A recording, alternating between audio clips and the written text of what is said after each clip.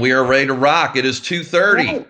I'm Stephen Durham. I'll be your moderator, and we are here with Cheryl Bibby. And Cheryl is going to share a very cool tool that a lot of people have been interested in lately and using with their students, Jamboard. So take it away, Cheryl. Thank you. All right. I do not know how to show my face and my screen, so I'm just going to... That's perfectly fine. Yeah. Keep going from there. So this is Jamboard, Voice, Choice, and Collaboration. I am Cheryl Bibby, and I have been in the district. I think this is my 23rd year, so Wow. I've been here a while, and I am a deeper learning resource teacher. And from there, I started thinking about Jamboard. I talked to a former colleague of mine, Leanna Brennick, and we were kind of having conversation about NTI. What are we going to do? And one thing I wanted to do is increase voice and choice. And she said, well, what about Jamboard? So I started looking at it. I realized it was an interactive whiteboard, that we already had access to it in the G Suite. So went there, and I've been loving it ever since. So I'm going to share with you that, some of the jams that I have created, and hopefully you all can take it from there and make them even better and use them in your classrooms. So some of the things you can do with Jamboard, of course, you can collaborate and share and create and respond, and teachers can do it with each other, and students can do it with each other, and you can all do it together. It's been a great resource. This is the question that I came up with when talking to her. I said, how can teachers increase voice, choice, and collaboration among their students during this time? We know that student voice is important. We still have to find opportunities for them to share who they are, what they're thinking, what their passions are, what their hobbies are, what they're interested in. We still want to hear those things. And Jamboard was just one of the ways that I came up with that would allow students to continue that relationship building, just as if they were in the classroom. So I thought about my own classroom way back when, and I know that I always started with a morning meeting. Now I'm going to take you through the jams, and I'm not going to spend a lot of time on how Jamboard works. I think Elaine is going to be doing a session more on the tips and tricks and how it works. But I'm just going to show you the jams that I came up with and how I planned on using them. And then hopefully you can play around with it and take it from there. So here's my first one. I always started with a morning meeting. So the first jam I created was just that. It was a morning meeting jam. Now I'm going to take you right to it so you can see what it would look like in Jamboard. And this is what you get. It's really just a blank board. And what I have done is added some numbers to this board because I wanted to make sure that you would be able to, keep up with what kid answered and when. So these are just clip art that I found. And in our morning meeting, I might say to them, find your number. In my classroom, all the kids had a number. They knew their number. I didn't always, go by their name on their folders and on their work. They knew their number. So I put a sticky note here with numbers already on it. So I would model for them that you click it, you make a duplicate, and you can show me how you're feeling that day. I could put names and they could respond on their name just this way. And I would still know who responded and how they're feeling. Now, of course, if day after day I'm getting sad faces from my number 9 student here, I can make a phone call. I can have a conversation. I can find out why they're sad every time they come to our morning meeting. And maybe that's something that I can work on with them. This board has extra boards here, as you can see. So I could keep this going day after day. I could start on another board and have different ways to have morning meeting. But this was just one that I decided on. It was easy for kids to do. They can just kind of tell how they're feeling that morning. That's great. And the students can access that. So, for example, if you made a Jamboard and wanted to share it with your students while they're at home during NTI, would they just access it through the link, or would they access it through their Google account as well? They could access it through the link. I'll show you how I have things in my Google Classroom that the kids would have Okay, access great. to. So we'll get to that too in just a moment. The other thing that I always had in my classroom was a wonder wall. I always wanted kids to have a place that they could question and wonder and think about anything that we just read or something they saw on TV or whatever it was they wanted to wonder about. I always had a wonder wall. So that was the next jam that I created. And it's just that. It's just a wall where they can wonder. And you can change the background. So here I kind of made it look like a blackboard, but I could have had blue. I could have the lined paper, just a few background changes, but I wanted to go with black for this wall. And kids, you can see, we just kind of made up some that kids could possibly say, you know, where does coffee come from and why can't kids have it? I wish, you know, I could help my neighbor, blah, blah, blah. Just different ways that kids might wonder about what's going on in the world, what's going on around them. I also made this in drawing, this little heart. And that's the way that I would respond to kids after they have put something on the wall. I can respond to them in this clip art, and they know that that came from me. So this kid is saying, I wish I could help my neighbor get groceries. I'm responding with, this is an awesome thought.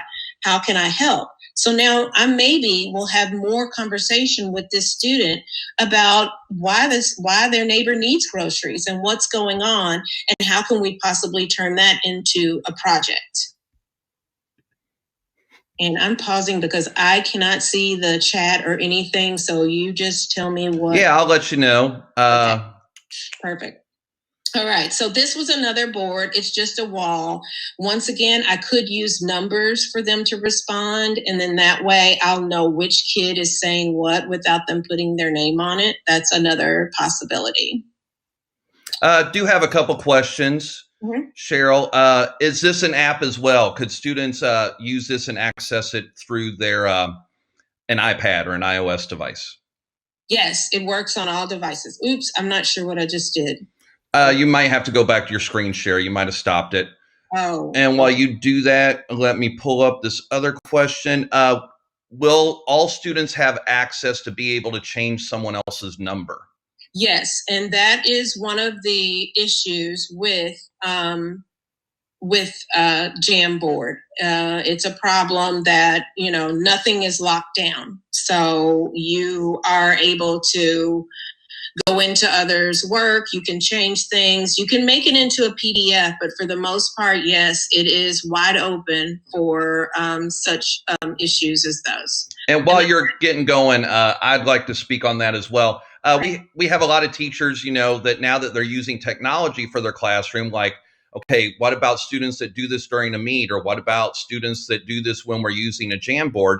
And just like teachers set their expectations in their classroom, you're going to have to set your expectations for these virtual classrooms and the technology tools you're using. So you just say, this is the expectation for how we're going to use Jamboard, and teach them that digital citizenship and following the expectation of your classroom and how the teacher's doing things, even if they're not in the physical classroom.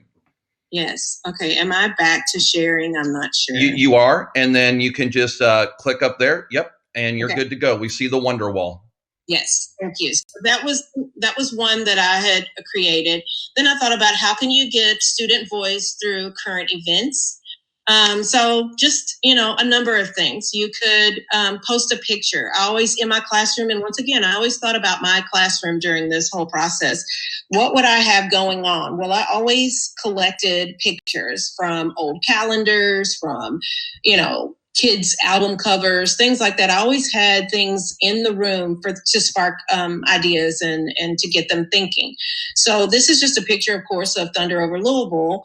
I'm hoping that kids will respond, and I'm looking for very different responses here. That's the thing about this voice and choice. Once I start talking a little bit more about the choice, I'm looking for nuggets of information here that the kids are giving me. For example, this one says, my dad has a food truck during Thunder, and I work with him on that truck. I'm seeing that and I'm thinking right away, oh my goodness, there's an idea for a possible project that this kid could do. They could interview their dad. They could talk about how to run a food truck. So I'm looking at all their sticky notes and thinking about the information that they're giving me and how I can help them mine that information for a little more choice and projects that they can possibly do. Here's another one. I love fireworks. My dog runs and hides when they hear them or when he hears them. So I'm thinking there. I'm always thinking as I read their sticky notes about what projects and what ideas could possibly come from their work. Once again, current event. A lot of you probably saw this in the news. Well, so did your students. So why not talk about it? Is there a message here? What does this art say to you? And let the kids respond to it. Once again, this might turn into a project for kids. They might walk their neighborhood and look for more art and decide what it is saying to them. They might start their own art project. They might write a poem about some of the art that they see. So I'm always using the Jamboard to hear their voice and then to take them to the next step of possible projects. That's a great idea. I love that. Oh, great. Thank you. Okay, so and once again, just a little bit more voice through content. I didn't spend a lot of time on content. I've seen a few of the other virtual PDs that have gone on, and I know that there are others talking about content and Jamboard, but I do want you to know that there are some opportunities there. For example, this content board with the flower growing through the cracks, I got that from our science coach, Charlotte Ivy, and she was like, yeah, this is exactly what second grade is doing right now. They need to be thinking about how something can grow this way. So what if this is a Jamboard that starts with a before? What do you see? And kids are now answering to what they see. Then I'm going to do a live lesson, or I'm going to provide an ebook, or I'm going to provide some information on this topic. Then I'm going to put the Jamboard back up, and hopefully I can use it as a formative assessment. Have they learned some new information? Did they gain from the activity? And now they've got this picture in their mind that will help them to, grasp on to the new information that they've learned. Same thing with math. This came from Illustrative Mathematics, their site. Talking to Elizabeth Reed, I'm all about collaborating. So I talk to everybody and get ideas. Elizabeth said, yeah, this can be done with number talks. And I think they're going to be doing some work with that in PD as well. But here's a picture already. Here's the questions already. If you remove the piece that asks them to describe the number of duck feet, you could put that on sticky notes and the kids could work on that as an activity as well while you're watching them work, if they are working from the link in your Google Classroom. This one is going on right now. It's called Estimation Extravaganza. I got this from Susan Wine, the AIC at Dunn. She just put some almonds in a 1/4 cup, looks probably on her kitchen counter, and asked the kids, how many almonds are in this cup? This is a school-wide activity. So if you look at her board, there are probably, I would say, maybe 4 more boards that look exactly like this one, with kids trying to estimate how many might be in there. Now, I can think of a lot of projects that could come from this. Kids could do their own shows and estimating and thinking about how they do this kind of work they could do it on their Google, in the Google Classroom. They could make YouTube videos. She's just kind of sparking them to think about how they can work together to estimate. So this can be done in a lot of different ways. So kudos to Susan, and thanks for sharing that. So a lot of different ideas here. That's just a few of the content. I'm going to take you to my Google Classroom and show you how it actually looks there. My Google Classroom is a practice class. I have 2 students that I work with, unfortunately, just to see what's here. So I put everything in classwork, nothing really in the stream. And I have my current events, as you can see. I've got the before and after activity. I've got the practice Jamboard here. And I've got the Thunder over Louisville. This goes with that activity. So I've actually have a clip of Thunder over Louisville that they can view. So from there, they can kind of see Thunder, and then they can add to the Jamboard that we had created about Thunder. Whoops, there. So now I've connected those 2 pieces. They've actually watched Thunder over Louisville, and now they're still thinking about, what they wonder. Some poems might come from this. Some narratives might come from this work. There's a lot that could come from that, and I've supported them now with a video in the classroom. Another one, I always have take a virtual trip. So from here, I've got a trip to Belle of Louisville. It takes them on a virtual trip. That might spark them to add something to the Wonder Wall. It's here. They can go right to it. They have your choice reading. They have a daily log that they keep. And once again, that can go on the Wonder Wall. Their ideas can go there. They've got article of the day. They've got read and respond. And then this activity, I've connected it to a Time for Kids. I hope you all have all downloaded your Time for Kids magazine because they are free digitally right now. I did not know that. That's good information. Yes, they are. You can load them up. So I've got them reading Protecting the Public. They're going to read this article here, but all of the articles are right here. They're going to read that article, and then they're going to create their own Jamboard. So they'll go here after reading that article. And once again, my kids wouldn't know their number. So number 1 would work on this chart. 2, 3, 4. I could number them so they would know which board was theirs. Of course, like you said, Steve, I would make sure that they have the parameters. They know the rules. It would be set. And then a kid might put a drawing of the virus. They might clip the book. They might put pictures of washing their hands, anything that they've learned after reading that article that I've provided for them. That's great. And yeah, like I said, we have students collaborating on Google Docs. Students are going to be able to, using Google Classroom and things like that, and using the technology to work together, there's going to be more transparency than this was my paper. I put my name on it. I turn it in. So students might be able to see other students' work. Students might be able to mess with other students' work. And you just have to set those expectations that that's just not how we're going to do things, just like you would in the classroom. Exactly. So that's what, I'm trying to get to the point that I'm using all of their sticky notes for me. I'm using it so that I can guide them toward bigger projects, bigger ideas, deeper learning, hence the deeper learning resource teacher. I'm always looking for ways to help them go deeper. So I've looked at science, just creativity, current events, all these different things. But the goal is to get them here. Student projects, having a choice of some activities that they can work on from home. They can do some research. They might even start a campaign. There's problem-based learning. There's all kinds of writing that can take place. I'm just mining their thoughts and their passion for what could become a deeper project. And if you look here, my colleague, Joe McKim, created a Genius Hour Journey kind of booklet. And here you'll see, going into her presentation, it's just a booklet. I mean, it really is something that they can go through and follow to get to Genius Hour. So now I've got something that I can do a lesson on. I can go through and I can walk them through their passion.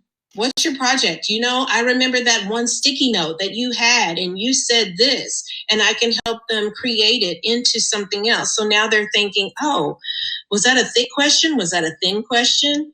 How can I plan this out? What can I brainstorm here? So now I'm going right into my Genius Hour passion project thinking with them, but now I'm equipped with their thoughts, their passion, things that they said, things they were curious about. I can now use those to help them get to a deeper learning of their projects. I love that. And, we're always, good teachers always use the feedback to plan their next steps. And a lot of times it's hard to do if your feedback is on 30 different Google Docs or on 30 different pieces of paper. But to take all that feedback and put it in one spot is great. Love it. Mm-hmm. Yes. So that's really where all this is leading toward. Yes, I want to hear their voice and I want to know what they're thinking and feeling and wondering.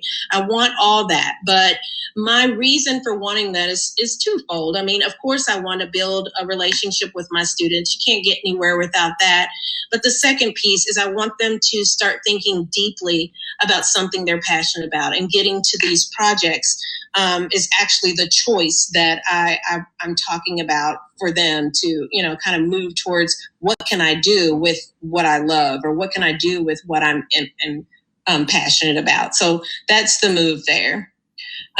These are some of the examples. Like if I pulled these sticky notes off of the charts, if one kid's saying the coronavirus scares my little brother, I could maybe work with that kid to think about creating a picture book for their brothers so that they're not afraid anymore. That's the information that I might give back to them. I can move towards, one kid saying, why do trees have flowers and some don't? Well, there's perfect research on trees in your neighborhood. So the possibilities are endless, but we have to start with where they are and what they're interested in. And this Jamboard is a perfect way for helping you to do that. Of course, we can't, have Jamboards without thinking about backpack skills. Who would I be? Love it.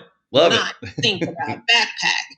So this is a Jamboard, and it says, which success skill do you want to work on from home? Choose a skill, place your name by it. So I'll show you that Jamboard. And it looks like this. And on each board, I've got prepared and resilient learner. Looks like Mandy wants to learn how to be a prepared and resilient learner. Next one, Jennifer wants to work on globally and culturally competent. And I can keep going from there. So hopefully when the kids start putting their names on here, which is just this simple, then I can get a group together. I could have a group of maybe 6 kids or 5 kids or whatever amount of kids that all say they want to learn to be globally and culturally competent. Now, for me as the teacher, I'm ready to work. I'm looking for ideas. I'm thinking of ways that at home they can prove that they are globally and culturally competent. I can pull those kids into a Google Meet and have conversation with them about what does it mean to be? How can we show that from home? Now I've kind of grouped my kids accordingly. If I've got some kids that say, I want to be an effective communicator, I can think back to some of the sticky notes that they had already provided and say, hey, you did say something about a food truck. How does your dad communicate? So now I've got some conversation with us, not even being in a classroom together, but I can walk through some of the information that they've already given me and use it. That's great. And I love that not only is this a tool that teachers can use, but it's a tool that can help them right now. And they can learn how to use it right now to get that input from students and then carry it forward when things return to the new normal. Yes, exactly. So that's just, the collaboration. I can show you, for collaboration, your kids can collaborate and your teachers can collaborate. collaborate. I mean, our department right now has a Jamboard, has a few Jamboards going where we are collaborating on different topics and putting sticky notes on boards. But it's just it's just a whiteboard. And once again, how teachers could come together in PLC and say, how might we teach this math unit? What do you have? What are some ideas? And everybody's kind of posting around and coming up with ideas together on how they can teach this unit, or what ideas do you have for this particular standard? And that may go in the middle, and everyone's kind of posting around ideas. And then from there, when you come together as a PLC, you pull this board up, and now you're ready to have conversation about some of the things that was said. So teachers can use it. Students can collaborate. Once again, you can have up to 20 boards. So you can see I'm flipping through. You can put names on the top of boards so that kids know which board that they are to go to work on. Same thing with teachers. All of it is right here and ready to use. So there you go. That's great information, Cheryl. Thank you very much. And it looks like we've had a lot of good conversation in the chat, and I don't believe there's any questions right now. Thank you for addressing the couple we had. Yep, and everybody's thanking you for the ideas, and loved it. Jamboard is simple but powerful for right now. Yes. And like I said, I mean, I would love it, eventually if in our district we actually have Jamboards, the actual Jamboard that could be in classrooms. I think that would be awesome. But, until then, I say we keep using what we're using and just go for it from there. So. And like she said, I know we spent a lot of time talking about Jamboard. At the very beginning, she mentioned it's right there in your Google Drive. So you sign into Google, you click Drive, you click the waffle, you look at your options. Jamboard is one of them. So it's already there for you. Always been there. And I must have gone to some PD on it at some point. I saw where I clicked on it in like 2019, and I probably clicked and had no idea what to do with it and turned it right off. So sometimes we, aren't ready for it. And I think now I'm noticing that we are totally ready for all that it has to offer. So you turned it off in 2019 after looking at it once. Then in 2020, you're presenting how to use it. And that's the thing. There's so many teachers out there, and I love that. And I've watched my wife do this. There are teachers that are taking crash courses in technology tools, and they're going to be stronger for it. Yes, it's been tough, but I'm excited about what the future is going to bring, about how we take everything we're learning from this and moving forward. So thank you very much for sharing that, Cheryl. Thank you all. And I think that I did not share people are asking for permission. I guess I didn't put my slides on properly. So I will change that so that everyone has permission to the slides. Okay. And let me know if you're having any problems with that. We'll get it taken care of. All right. Thank you, everybody. Okay. Thank you.